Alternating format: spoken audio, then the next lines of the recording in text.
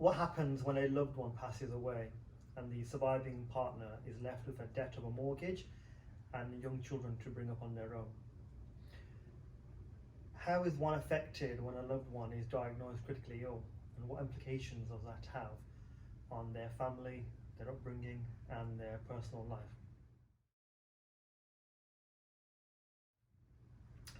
Guys, I'm Mohammed Ahmed of Pinnacle Finance, and today we're going to be talking about the importance of having adequate cover in place, making sure that no matter what life throws at us, that we have enough to protect our home and protect our loved ones. I'm joined today by Kelly, who's our office manager, who's also our trainee broker as well, to talk about her very own personal experience that you had. So Kelly, in your own words, please tell us your story, what happened. Well, I'm going back to when I was 19. I was pregnant with my first daughter, and I got a phone call early one morning, and it was his mum, my late partner's mum, just to say, like, you know, he's had a heart attack. At this point, I was 6 months pregnant and we were buying a home. Oh gosh. So obviously we continued with the purchase, and it was very important for me, and I kept nagging him and I kept saying, you need to get life insurance and critical illness, because what would happen to us if you died? And he's like, no, I'll be fine, it's too expensive. And that was the main story for him. He just didn't see why he should pay the expense of it purely because he'd had the heart attack anyway. Okay. So then I'm fast forwarding, my daughter's 6 at this point and my son is just turned 1. And one night, it's Friday, he come back from work, he was absolutely fine. I gave him his dinner and we're sitting there, and I'm sitting there playing Nintendo and he's watching the bill. Yeah. And I put my daughter to bed at 9:30, and then 9:45, he literally made a funny noise, his head went back, he hit the wall and he was dead. Wow, sorry to hear that. It was that instant. Obviously I was like a rabbit in headlights. I called the ambulance, they come out, they said they thought it was epileptic fit. I said no, he was having a heart attack.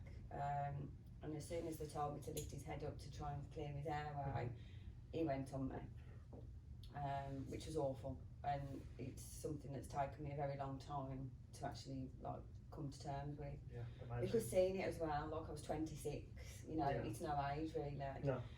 And I've still got my children in bed at this point. So a family member come and we all went to the hospital. They worked on him for 45 minutes, but obviously he was pronounced dead at the hospital, and it was a severe heart attack, which then obviously caused me a bit of a breakdown, I suppose, because I couldn't go to work, I couldn't function, I just weren't myself. I still had a massive mortgage around my neck. I had bills to pay, and it actually turned out that he had a little bit of cover and he cancelled it a month before. Oh. And he hadn't secured the will either, he hadn't signed it and sent it back. So it was tough. I took out a loan, which I'm still paying for, just to get by really, because we had nothing in place whatsoever. I suppose you think that it's not going to ever happen to you, and I can't tell you how important it is. And the first thing I did as soon as he passed away was cover myself to the max and ensure that the children would be okay if anything, God forbid, was to happen to me. Yeah.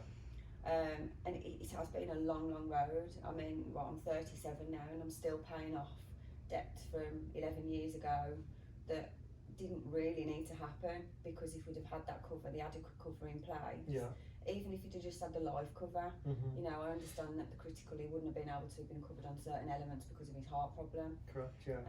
But he thought he would never die of a heart attack because he was taking tablets for it, and it just isn't the case whatsoever.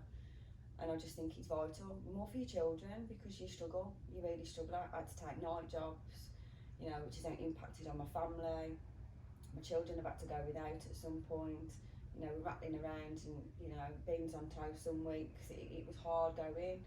I mean, I've been fortunate enough over the last 5 years to be in a decent line of work, and I've worked hard, but being on your own, it is really, really difficult. Wow, so beans on toast, children going without sometimes, working night jobs as well. What implications did it have immediately on your on the mortgage, on the household bills? Everything. The mortgage, I literally had to go interest only. Yeah. Because it was repayment, so it was nearly £800 a month, Yeah. and I couldn't afford that. They then, and you don't get no help from the government at all because we weren't married. Which if you're married, then they do help. Even then, Which it's is minimal.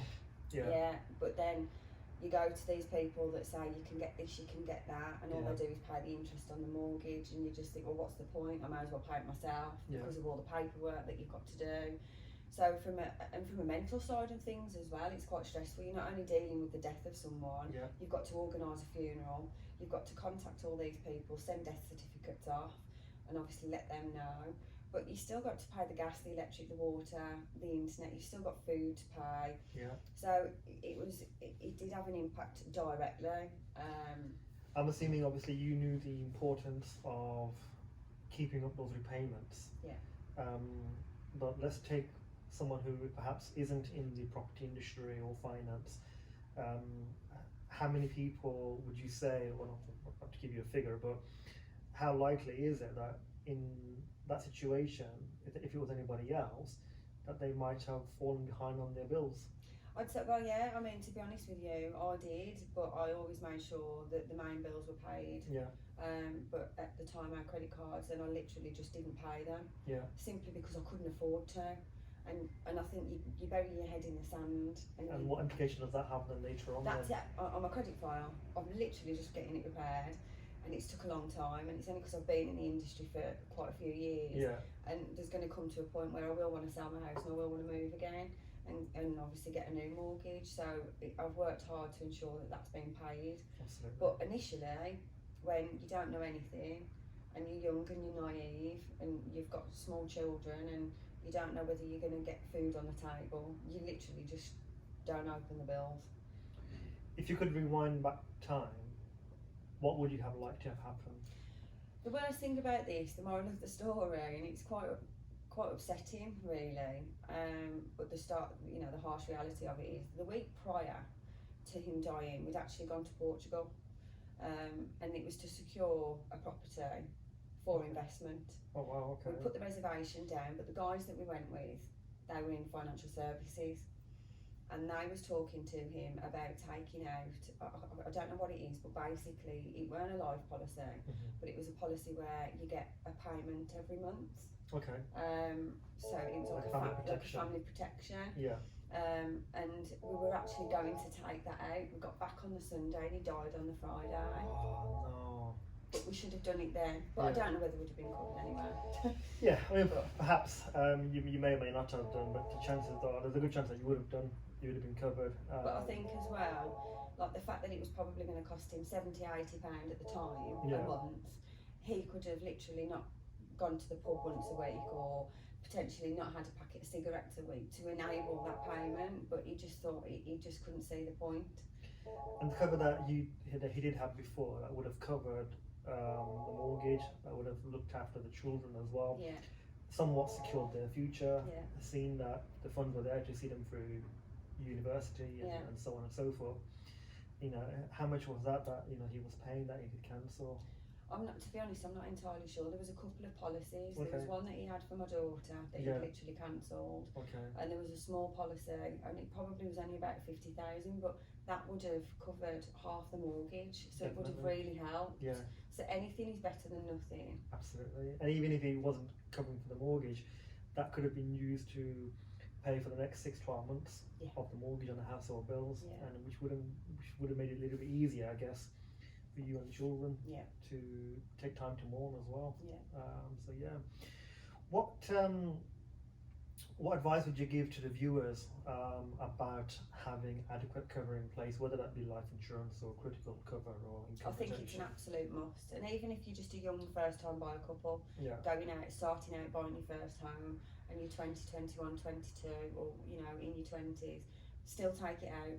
As well, the younger you are, the cheaper it is. Absolutely. And then you can keep that policy running. I was very fortunate. I was 26. I had no health implications when I took it out. I've got a really good policy. Yeah. But if I was to redo that now, with me being older and being a smoker, it would probably double. Yeah, and I actually did a quote myself yesterday just to see what my premiums come to now, to what it would have been, or to what it was a few years ago. And again, being 36, being a smoker, it's extortionate. Yeah. And I think the story here is it's the opposite to car insurance. Yes. So the older you get in car insurance, it's cheaper in general. Yeah. But in life insurance, the older you get, the more likely you are to fall ill, and then you impose more risk to the lenders, sorry, to the providers, and therefore your premiums are a lot higher. What would you say on a final touch then to people who have a complete ignorant view on such cover? I mean, especially when we look at, well, I suppose any community, but we find it especially in the ethnic minority community that they turn a complete blind eye to it. They're like, no, we don't need it. We've got family who will look after us and pay our mortgage and so on and so forth. What would you say to them? Personally, I don't think like that. And if you're quite prepared to insure your phone or your iPad or your pet, why wouldn't you want to insure yourself, to ensure that your family haven't got that extra burden when they're actually going to be grieving for the loss of you? Yeah. Or if you're not well. Absolutely. So guys, you've heard it. Kelly's story there. It's quite a emotional, touching one. But again, it's a real life scenario that Kelly's had to go through and still going through. Yeah. Both financially and emotionally to some degree as well.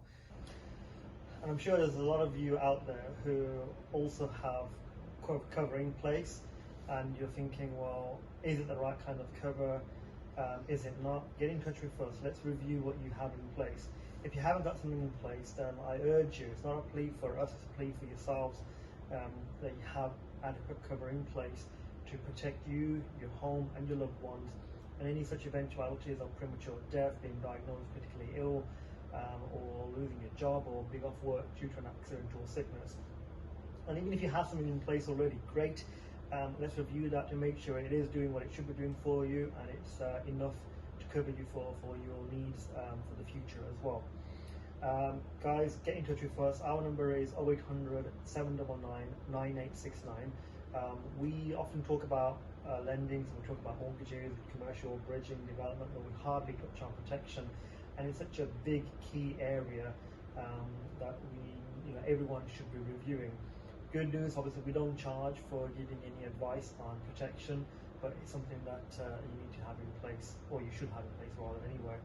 The number again, guys, is 0800 799 9869. Thank you, Kelly, so much for your story today, Thank you. and thank you all.